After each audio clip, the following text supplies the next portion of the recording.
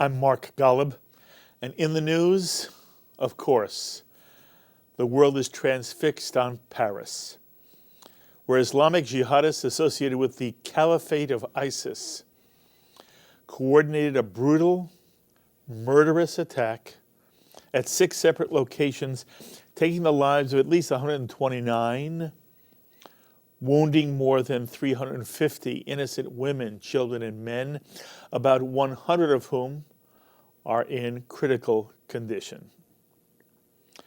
3 teams of Islamic terrorist murderers struck a total of 6 locations, including outside a soccer stadium, Paris restaurants, a Paris bar, at the Bataclan Theater where a rock concert was in progress. The terrorists took hostages there and spoke about Iraq and Syria before French police stormed the concert hall and killed one of the terrorists. 89 people were murdered at that theater. In all, 8 of the terrorists were killed. Some of them blew themselves up as suicide bombers. It seems that one of the terrorists was a French citizen of Algerian origin, while another entered Europe through Greece, registered as a Syrian refugee from Serbia. Authorities in Belgium made a number of arrests after learning that the Paris attacks were carried out with the help of 3 French brothers living in the capital city of Brussels. And people were also detained in Germany, and family members of the terrorists have been arrested in Paris, all suggesting this was the work of an ISIS network far more sophisticated than many people had imagined. The carnage in Paris is the 3rd example of murder and violence which ISIS has proudly taken credit for. On October 31st, a bomb brought down a Russian passenger plane in Egypt, killing all 254 on board. ISIS claimed it was an act of revenge for Russia's bombing of Syria. Then this past Thursday, dozens were killed when 2 terrorists launched an attack in Beirut, Lebanon. Again, ISIS claimed responsibility. And now this 3rd attack, taking place this past Friday in Paris, an attack that has been called France's 9/11. Well, for some first-hand insight into these tragic events in Paris, we're most pleased to have on our JBS phones from Paris, Simone Rodan-Benzaquen, Director of the American Jewish Committee's Paris and European offices. Simone, I thank you so much for joining us. Thank you very much for having me on. Simone, by the way, we have seen you many times. You have been featured in various programs because of your work with the AJC, and I wanted to say before we begin, you have always been not only eloquent, you've been most impressive, and I give you all kol hakavod to you for all the work you're doing on behalf of not simply the AJC, but really the Jewish people in Paris. So good for you, darling. So, Thank you. Simone, what's the fee? Oh, by the way, where were you when you learned of the Paris attacks? I was with my family at a Shabbat dinner. We're not practicing, so I had my phone next to me, as I most of the time have, working 24/7. And I received a message from a friend who works for the Ministry of Education, telling me that something was going on in the République area, and whether I, on my hand, had any news. So I started reaching out to some of the contacts I have in the Ministry of Interior and with the police. Didn't manage to reach anyone, and then went on social media, on Twitter, and then started to see messages of people saying that something was going on in that area, that there were seems to be have shootings. And then basically from then it just exploded where, the news basically came very, very quickly. Simone, roughly what time of evening was this? Must have been about, I lost track of time, but I would probably say about 8:30, something like that. Okay. And At what point, does this become not simply a piece of news, but in some way it penetrates you and your family, and you begin to feel in some way that this is an attack against the greater sense of Parisian people and Paris as a city? Relatively quickly, actually. First of all, what you have to understand is that we, from my perspective, I have basically expecting something like this for quite a while. As I've said on numerous occasions, we in the Jewish community have been facing this kind of threat for a while, and we knew that it was a tumor that would metastasize at some point and become a cancer all over the body. This is so we were expecting something like this. Very interesting. Not necessarily there, not necessarily in a cafe, not necessarily in a concert hall, but we knew that it would be something that would attack basically French society at large. Okay. So relatively quickly, I understood when I started seeing the messages that something big was going on. Also, help place yourself for us. How long, Simone, have you been living in Paris? I've been living in Paris for 15 years. I was born in Germany, then traveled and lived across Europe, and have been living in Paris now for 15 years. And how long have you been working with the AJC? I've been working with AJC for 5 years, but I've known the AJC for much longer and have had great admiration for this organization for much longer. Okay. And you and your family are Jewish? Yes. And to what extent have you felt your family represents who? You're with your parents? No, my family is more than my parents. My family are my kids. How many? I have two kids, two young boys, 3.5 and 6.5. Yeah. And my husband Yes. and his family, his brother, his wife, and my parents, who also live in France now. Okay. And you live in Paris itself, correct? Yes. What part of Paris? Next to the Prime Minister's office, actually, in the 7th, which is very interesting right now because my office is opposite the presidency and I live next to the Prime Minister's office. So I'm surrounded by police 24/7. Okay. You live in a nice part of Paris, correct? Yes, absolutely. I've had an opportunity to speak with French citizens who happen also to be French Jews. In fact, this past summer, I was with a family from Paris, and they were saying to me that a lot has to do with what part of the city you live in and what part of France you live in, whether a Jewish family feels discomfort or not. And they indicated to me that although they did not personally experience either blatant anti-Semitism or any sense of danger, they knew that many other French Jewish families did. Absolutely. Okay. Can you speak about that for one moment? Then we'll speak Sure. about this attack in general. No, it's absolutely true. Living in France as a Jew, it very much depends where you live. And it also depends whether you're visible, whether you're a religious Jew or not. If you are, not necessarily particularly religious and you not necessarily particularly visible and you live in a nice neighborhood in the middle of Paris or another big city in France, you don't have any issue. I mean, most of the time you're not going to be confronted with anti-Semitism. Mm-hmm. You won't face anti-Semitism. You won't face the threat.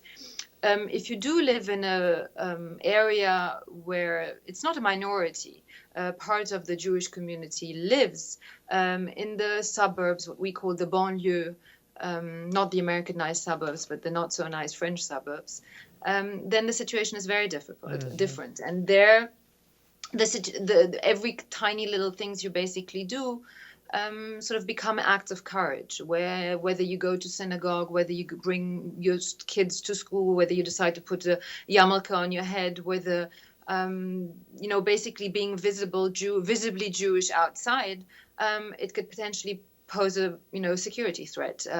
I know many Jewish families in those areas who have, for example, decided to take their mezuzah out of the door and put it inside. By the way, not only in the nice areas, also, and not also in the difficult areas, also a little bit in the nicer areas. Something like this happens. So it's basically, there the situation is potentially threatening, and it's even more so for the children. Many of those families have decided to take their kids out of public school because they were facing threats and they were basically insulted every single day. So they decided to take their kids out of school and put them into private school. So private school can either mean Jewish school, but then you face another security threat. When you go back to the year of 2012, you probably remember that Mohammed Merah went into a Jewish school and decided to kill 3 Jewish school children and a teacher. This is in Tulane. So basically, this is the kind of dilemma that Yes. Jewish parents and Jewish people in those areas go through. Okay. In that context, what do you feel the tone of Parisians now is in the street? If I were to walk around Paris today, what's the feel, Simone? Fear. Fear. And at the same time, often determination not to get ourselves to stop living. Many Parisians have reaffirmed, and you will see this all over the social media, the strong will to continue living and going to restaurants and having fun and doing what the Parisians do. But at the same time, clearly fear. I mean, over the last 2 days, my family on Saturday, we didn't go out. Mm-hmm. And on Sunday, we did. And the city was empty. Very strange feeling. You had the impression that you were going through a ghost city. So people were abandoning, the usual way of lives. But slowly it's coming back. But at the same time, yes, clearly fear. I mean, this feeling that most of us who know Israel and who know what Israel went through and Israelis went through the Second Intifada know very well. Exactly. This every day you don't know what's going to happen. And it's also that what happened, this was a very Parisian place. So I know quite a few people who actually, first of all, I know people who died. So I personally knew 2 who died. But I also know others who knew others and who lost family and who lost friends. So it's a very Parisian thing. I think it must have something like that was happening in New York during 9/11, despite the fact that many more people died. But we all know someone who died. Yes. Because it was a very, very, very Parisian place. I mean, the Bataclan, the concert hall is very Parisian. The street is very Parisian. The football stadium is very Parisian. These are Yes. very sort of lively places where people do what they do. They live their lives. Simone, whom did you know who died? I knew 2 restaurant owners who had a very famous pizzeria in the outskirts of Paris in Neuilly. And I knew one of them a little bit, not particularly well. They weren't friends. They were acquaintances. And they were just very, fun-loving. Yes. People entrepreneurs, young, good-looking. When you go on one of the guys' first Facebook page, you will see that on Sunday before the attacks, he did a parachute jump. Mm-hmm. And they were just people who had their entire lives ahead of them. Exactly. By the way, you're a mommy. To what extent do you worry for your children, and to what extent do you feel your children now are frightened? Well, they're young. Then there is the issue of how do you explain what happened to them? How do you talk to them? Because I think it's absolutely necessary that we do. So that was a challenge. But on the other hand, what I do most of the time has always been a challenge, whether it's, I was with them in Israel last summer when the war started. So they had me running around, putting them into safe places. They have witnessed last year's anti-Israel demonstrations when I went to the street and talked to them about, everything that happened. They had last January, when mommy was basically away for 10 days, being on TV, on media all day long, talking about Charlie Hebdo and the kosher supermarket. So they're sort of used to it, which is terrible. But they're trying to understand. They understand that there are bad people. They understand that there are terrorists. And then that there is a little bit of work also that their teachers do. Today there was a minute of silence in all French schools. And so the teachers try and talk to them as well. But it's a challenge. And we don't know exactly what kind of effect it does have on a long term. So are you worried for them? Of course I am. And again, not something that I have been just now, but I've been worried for a while. To some extent, I'm exposed. I do what I do. I'm in media. I write. I go on TV. I go on radio. So I'm a little bit exposed. So yeah, of course I am. Yes. Of course I am worried, and I have been for a while. But at the end of the day, we do what we do because we believe what we do is right, and it's the only right battle to fight. Simone, we of course also care about any act that suggests there's anti-Semitism. I don't know whether this latest attack, as heinous and as extensive as it is seen in any way as directed as Jews, or that there is an anti-Semitic component to it. This is in contrast to not necessarily Charlie Hebdo itself, but the kosher supermarket that was part of that same event.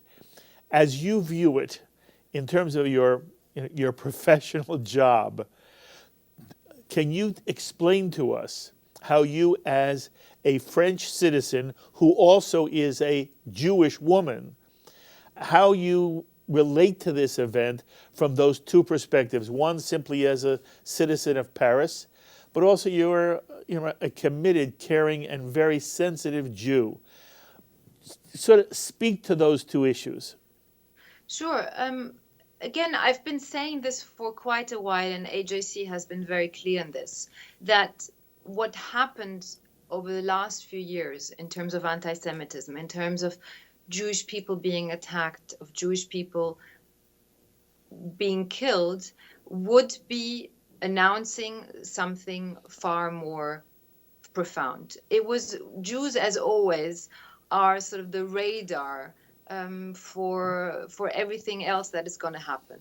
You have this expression in English called that speaks about the canary in the coal mine. The canary in the coal mine, right? Exactly, and this is exactly, I think, what is happening.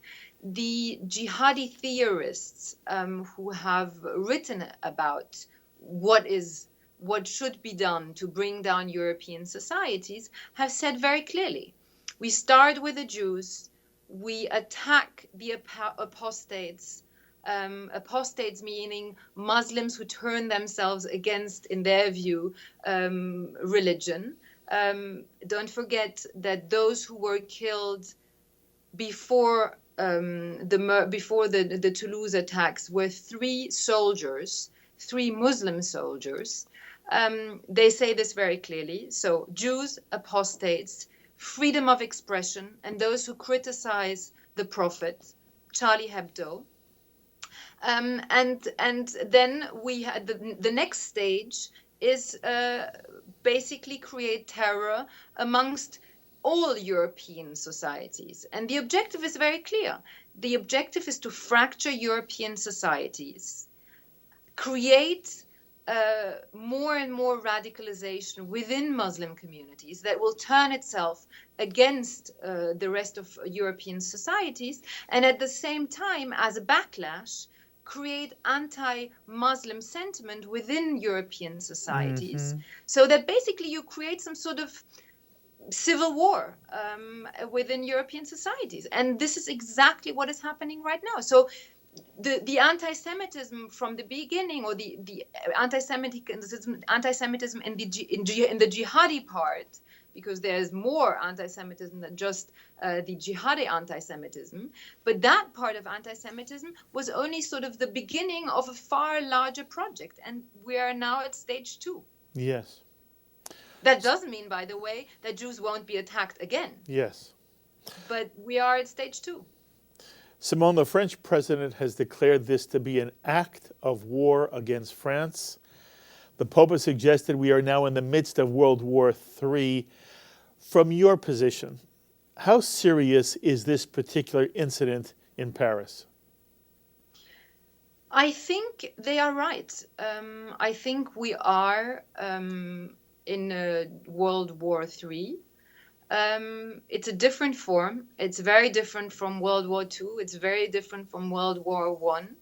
But we are at war. We are at war not with a country, not with a people. We are not at war with a religion, but we are at war with an ideology, a theology that aims to be at war with the Western world. And this is what is happening right now. Mm-hmm.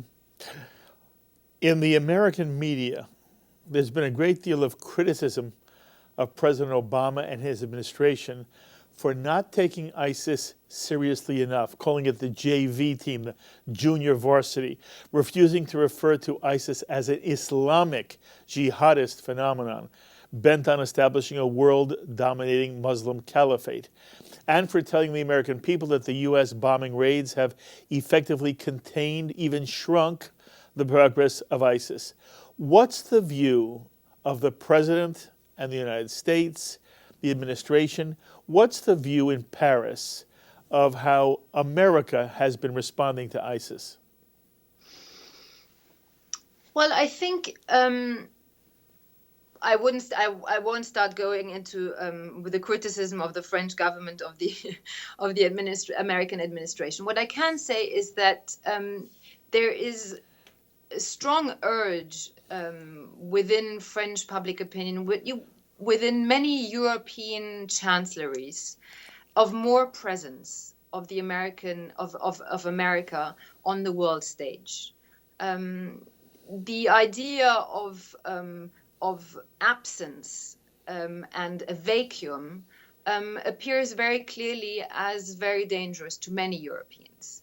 That being said, many Europeans are also not very present. But the idea of the leader of the free world and the idea of leading in the battle against and the fight and the war against Islamist terrorism is very, very much present in European minds and European chancelleries. So it is really something that we see very, very clearly. Also in the media over the last couple of days, the importance of bringing America back into the game. Okay. Finally, you mentioned this earlier.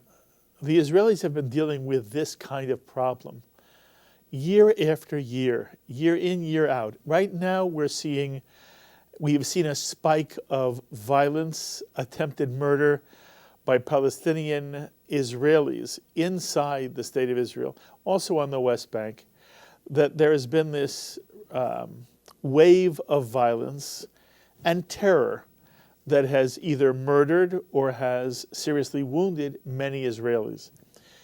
Sometimes we have the feeling that the rest of the world doesn't get it, that they don't have enough empathy for, sympathy with, and outrage for the kind of situation Israelis live with day in and day out, and that in some way the Palestinian cause has been romanticized without really understanding who's behind the inability for these two groups, Israelis and Palestinians, to make peace. It occurs to me as I watch this tragedy unfold in Paris and the reaction of the Parisian people, I'm wondering whether in some way, at some point, maybe not immediately, but maybe at some point, there will be a greater sensitivity for the pain of the Israeli, the predicament of the Israeli, and perhaps a softening of the anti-Semitism we've seen that seems to be caused by a sympathy for the underdog Palestinian, while the state of Israel is the Goliath and is in some way brutalizing the Palestinians with an unfair occupation. Now, I don't want to be guilty of being naive myself, but do you feel there's any greater understanding of the Israeli predicament now that tragically Parisians have had to experience something similar? Depends who you talk to. I mean, there are parts. I think there are parts in European societies that do understand two things. First of all, and I think that is something that is very strong in American public opinion, that Europe and Israel share the same values. The idea of a shared democracy, of a freedom of expression, of human rights, of the respect for human rights, of pluralism. I think all of this, some Europeans are starting to grasp.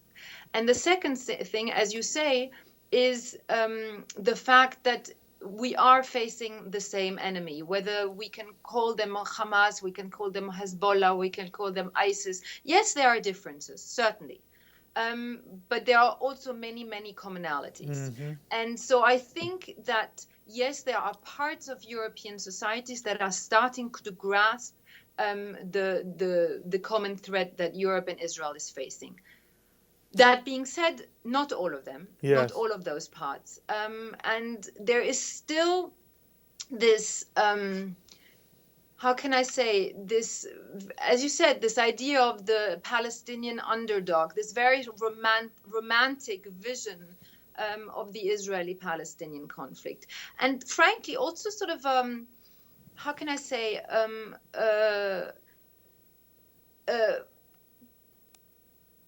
nearly belittling way of looking at the Palestinians, as if the Palestinians don't have a sense of responsibility, mm-hmm. But they are somehow looked as in a sort of nearly colonial way, as being children and mm-hmm. thus not being responsible. Yeah. And I think this strongly exists in part of European society. So I don't know to what extent this will change in the future, but that there are parts in European societies that are starting to move away and starting to understand indeed that Europe and Israel are facing the same threats and yes. the same battles to fight. Simone, you do wonderful work. I'm a real fan of yours. I am thrilled anytime we can put something you've done on JBS. I think you help Americans get a better grasp of the problems facing not simply European Jewry, but Europe as a whole. I wish you kol tuv hatzlacha, and I will be calling you whenever I possibly can. Thank you, Simone. Thank you very much. Be well. The thoughts of Simone Rodan-Benzaquen, Director of the American Jewish Committee's Paris and European offices, and she gives us a perspective that we normally don't hear anywhere. Of course, I'm sure all of you join all of us here at JBS in expressing our sympathies to the people of Paris, especially to the victims of this vicious acts of wanton murder, and our profound condolences to those who lost loved ones. Tragically, the civilized world is under attack by hateful religious fanatics, driven in this instance by an extreme Muslim ideology of jihad and a willingness to die in a fight to restore a worldwide caliphate. And like all hate-driven evil, it has nothing to do with any detail of Western policy, any perceived injustice, which if the West would only change, would make the problem disappear. We are at war. And Western countries, including the United States, must devise a coherent and effective military strategy to defeat an enemy bent on our destruction. As always, my thanks to Sloan Copeland, our director, Serge Goldberg, our program coordinator, JBS's associate director, Dara Golub, and to the producer of this edition of In the News, Carol Lilienthal. Until the next time, I'm Mark Golub. Be well, my friends.